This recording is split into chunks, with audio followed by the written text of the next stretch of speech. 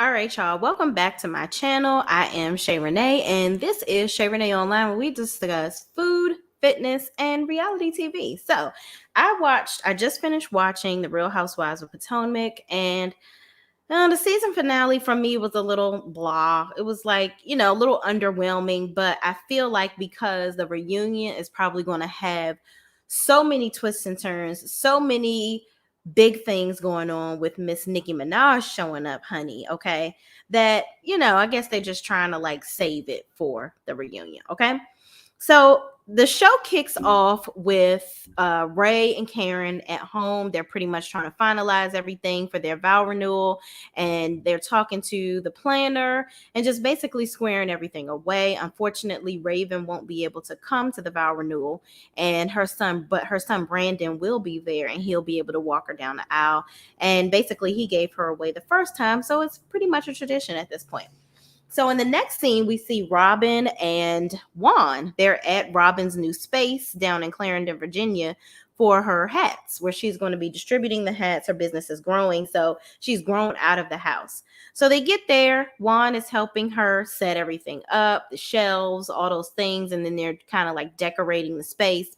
Then the conversation comes up about them having children. And Robin is just very adamant. It seems like she's just really, really adamant about, oh, I'm sorry, I'm skipping ahead, y'all. I am skipping ahead. Okay. So after Ray and Karen, Michael and Ashley and Robin and Juan go to a restaurant. Okay. So they're at the restaurant. I almost forgot about it because it was kind of boring. So I'm sorry, y'all. I digress.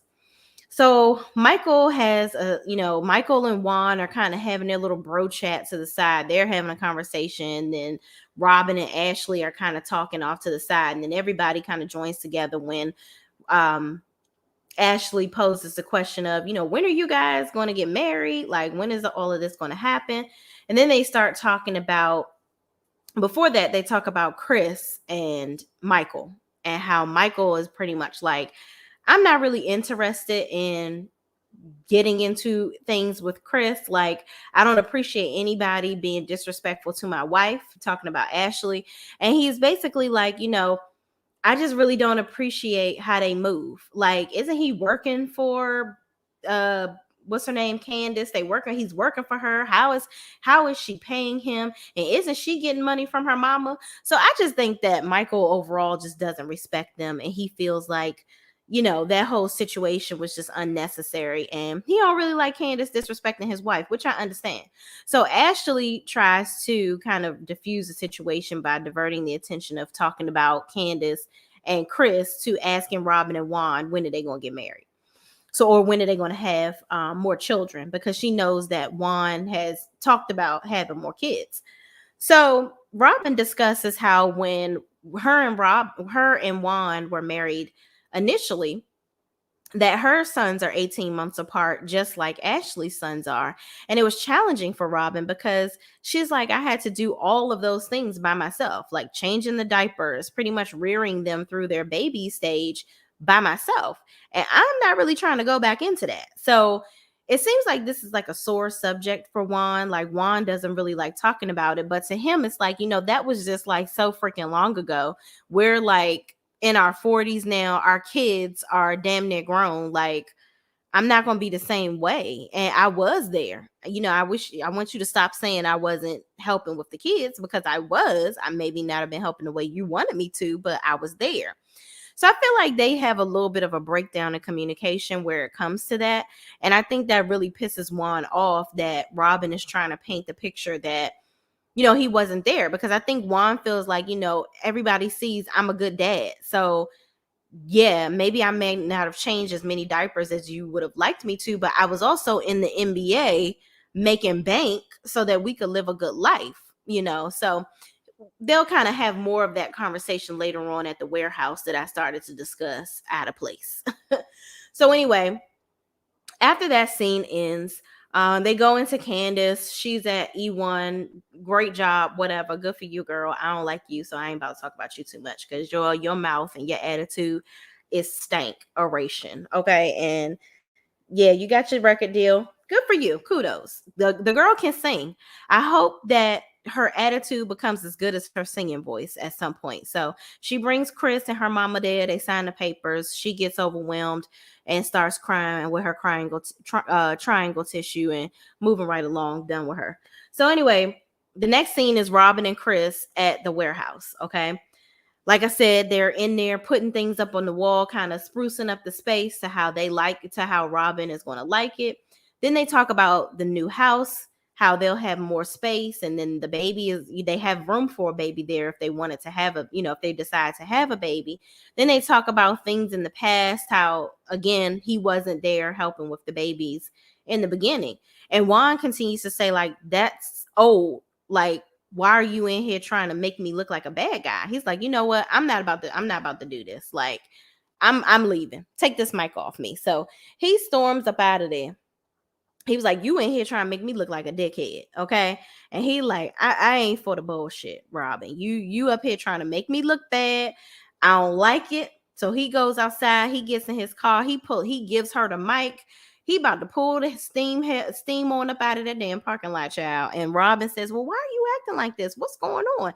He was like, I'm really just tired of you always talking about what I did. How about we talk about what you didn't do? Hmm.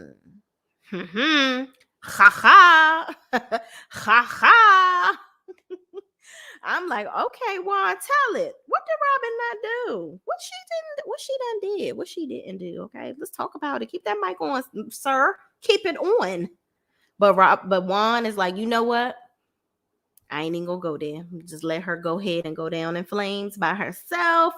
That's my story and I'm sticking to it. And then I'm gonna stick beside her, whatever. So, and I get it. I feel like that's old. You know what I mean? Like, I get it. Robin must have been like super traumatized by him not being there with the kids or whatever. And I understand she probably went through some other things as far as the cheating and all that stuff, all the scandal of it all. But they're at a different place in life. And I think that it's coming to a point where she's going to have to either learn to trust him and move forward. This is the person that you're planning on being with. He wants to have a baby. Like, either you going, sit on the pot or whatever, however they say it, shit or get off the pot, sis. Like, have this baby or not. Because clearly Mr. Juan is still fertile and he about ready to go have a baby with somebody else. I'm just saying. So anyway, in the next scene, this is where we go into the vow renewal. Ray and Karen are, tying the knot, child, again after 25 years. Okay, so everybody is arriving at the space, and they are all complaining about this gigantic stairwell apparently that goes up to the space to have the drinks. And the women got on these damn dresses that's tat out, looking nice to be damned, but they ain't trying to be climbing up the stairway to heaven. Okay, so everybody tripping over that. So Giselle comes and she got her damn one tennis shoe on and her boot and all that good jazz. So I don't know what her look was for the evening, but that's that. So anyway, everybody is like sitting down at the table. Wendy is on her way in. She comes and rolls up with Eddie. And I feel like she was child last season. She was slithering. I feel like she had to get slithered out the damn car. I was like, what the hell is going on here? Wendy, didn't you get the fat sucked out your belly and put in your booty? Like, you should have got some spandex in that dress, sis. Like, we don't need to be having your husband peeling you out the damn car, child. Like, she literally like laid down on her back and had to be like pulled out of the car, like she was on a damn conveyor belt. But whatever you got to do, to beauty is pain, they say. Whatever. So she comes in. She don't speak to Robin and Giselle because she like, I'm paying them dust. I don't have shit to say to them. It is what it is. And Robin is like, well, apparently she still has an attitude with us. I'm like, well, no shit, Sherlock. She don't fuck with you. Moving right along. So anyway, Juan is like, I'm so sorry about what happened with Jamal, how are you doing? Are you dating anybody? And then Giselle goes in to say that she's dating some 34-year-old commentator out of DC. And then I guess the producer starts to ask questions like, has he been to the West Wing? How often do you guys go out? All this stuff. And she keeps on saying, none of your business, none of your business. I'm like, bitch, you on a whole reality TV show. Is he fake too? Like your relationship with penis pastor was? I don't understand. Like, okay, whatever. I'm bored. I don't even care. Moving right along. So then Juan asks Ashley, where's Michael? And says he needs him to hurry up and come.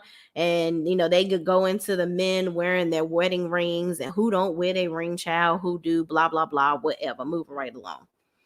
So Karen's in her dress and she walks out, child, looking fabulosity, the definition of, okay, that dress was giving, okay, it gave what it needed to give. And Miss Karen, yes, Miss Girl, you did the damn thing. You looked absolutely amazing. Abso-freaking-lutely amazing, okay?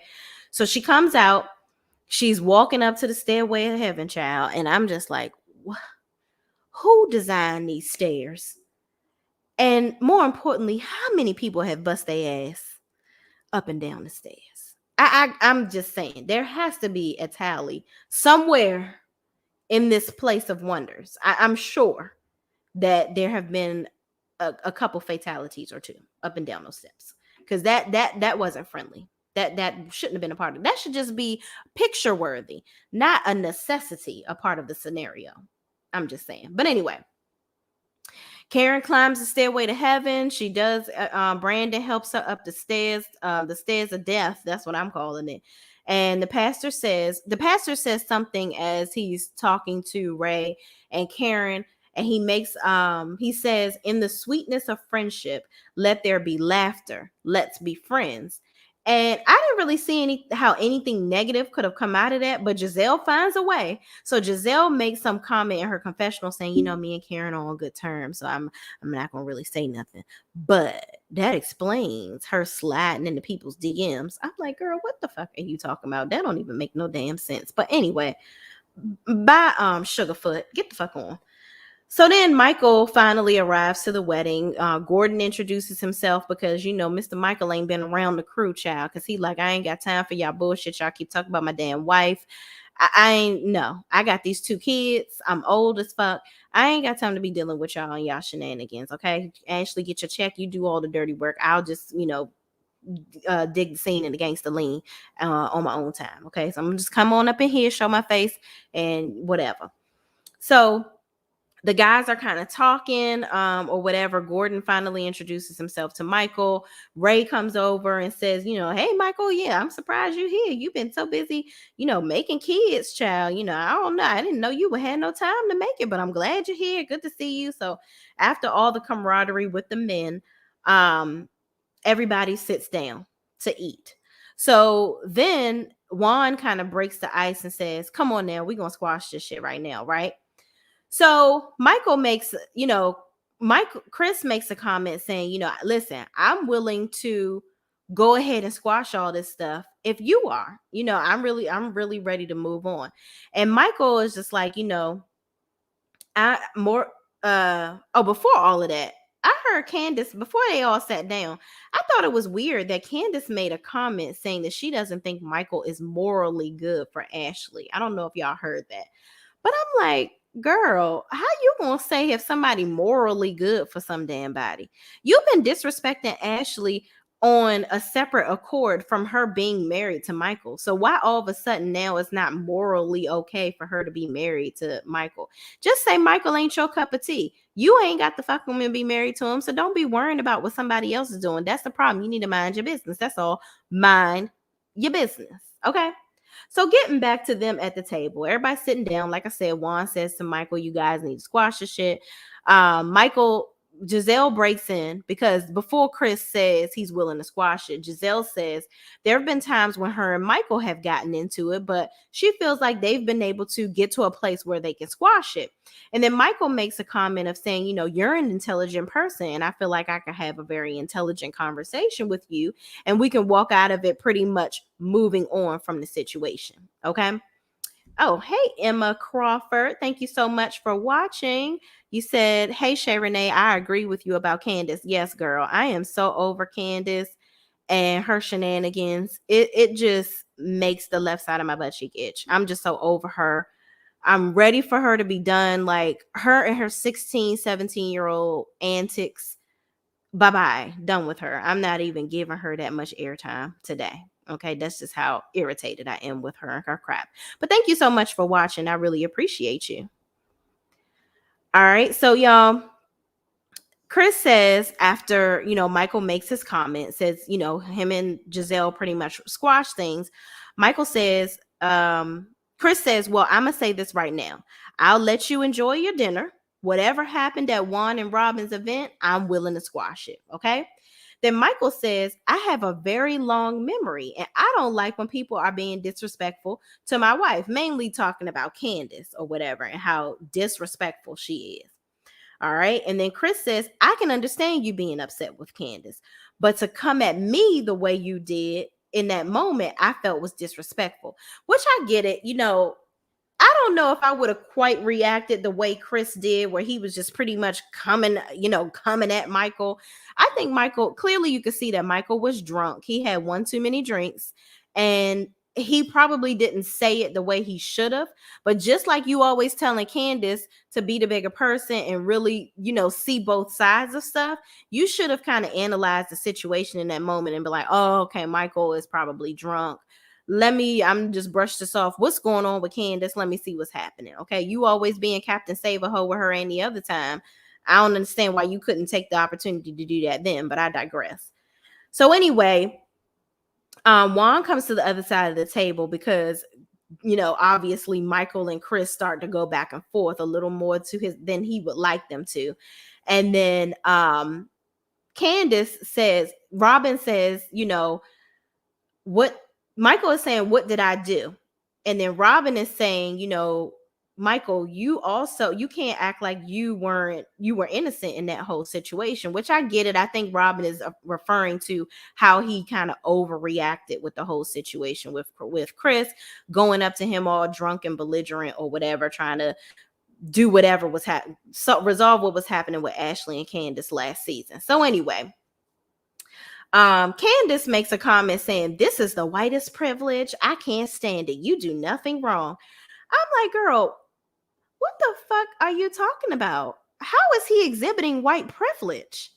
He's just saying he's tired of you and your raggedy mouth talking trash to his wife. That's all he's saying. Like, I just don't understand it all. I just think it's very ridiculous and that you again are running your mouth and doing the most. Here we have another comment.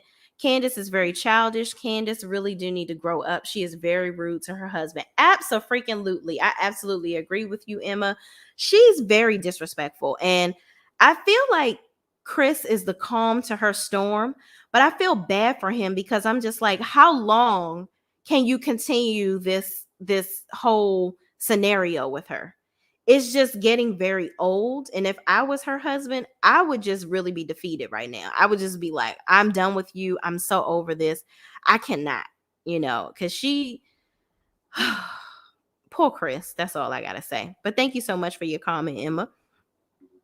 So Juan basically is like, so after Candace storms off, she gets up, storms off. Michael says, wow, how far is this woman going to go? Like, he's just pretty much, dang, she just keeps on going with it. Like, when is she ever going to stop? Like, she's literally the reason why I can't deal with you. And here she goes, exhibiting more of the behavior that I said I don't like.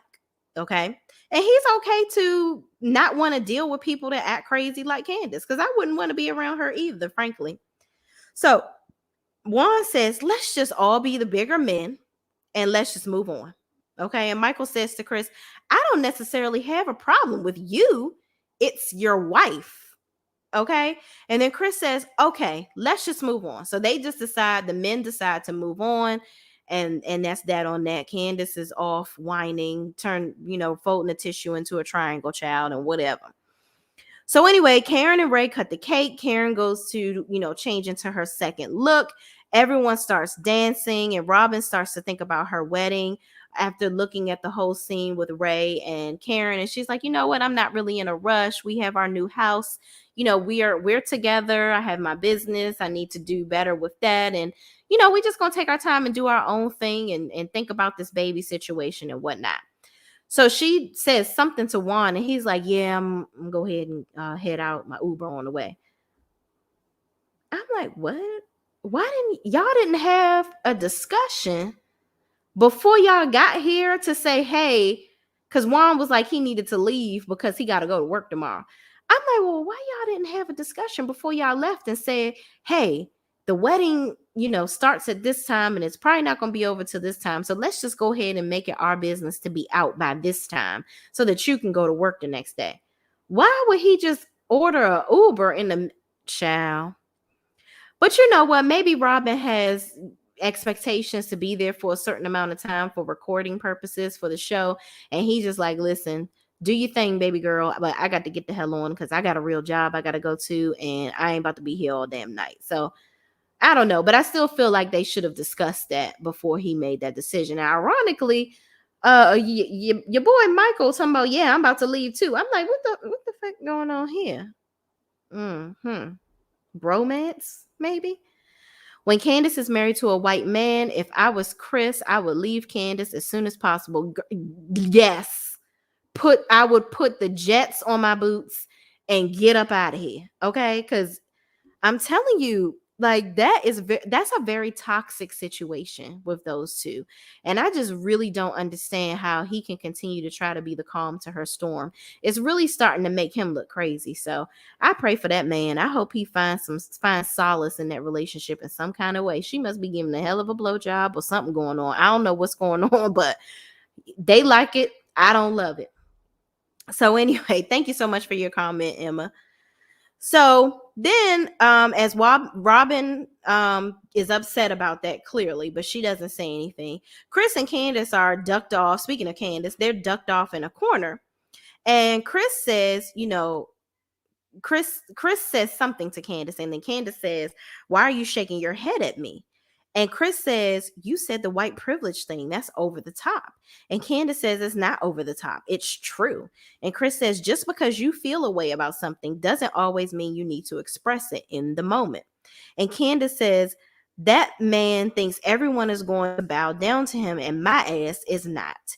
And Chris says, I get that, but you got to see the other side. And Candace says, you need to shut the fuck up talking to me crazy. And I'm just like, he's not talking to you crazy. He shout out to my husband in the back, y'all. He getting something out the kitchen, child. Just don't pay him no mind. But anyway, so he's basically like, you don't have to give everybody a response. Like, it's just really not that deep. And I really get it. It's just like, come on, Candace. Like, and he's not wrong. He's trying to tell you that you look crazy right now. Like, you literally always have a comment for every single thing, and you don't have to. It's just very annoying. Let me see what we already had that. Let me see. I just subscribed to the channel. Thank you so much. I super appreciate you. Thank you so much for watching, Emma. So appreciate you. But yeah, y'all, that's about it for the episode. I mean, y'all saw the little whatever is going on with them. Robin is moved into her house. Mia moved into a new house in Potomac, and they talking about she got a suite for her mom in the house, whatever. Candace, apparently, her and Chris and her mom are not speaking, and they're not on good terms. Giselle's little love romance with the 34-year-old is over. Karen and Ray are doing good. Wendy is not subjecting her candle to just one wick now, and that's out, and she's doing a memoir of sorts. So everybody's moving on. Okay. they didn't say anything about Escala. She didn't really get much camera time, but of course we forget her throughout the season anyway. So who knows what's going to happen with Honey Child. But anyway, thank you guys for watching. Please don't forget to like, comment, and subscribe to my channel. I am so excited about Miss Nicki Minaj being on the reunion. I really don't think that we need. I heard that this is going to be 4 parts. I really don't think it needs to be 4 parts. I hope it's not as dull and dry as Beverly Hills was for 4 parts, because honestly, Beverly Hills could have been like 2.5. They could have done like an hour and 15 minutes per episode and been done with that trash. But anyway, thank you guys for watching, and I will see you in the next video. Peace out. Signing off.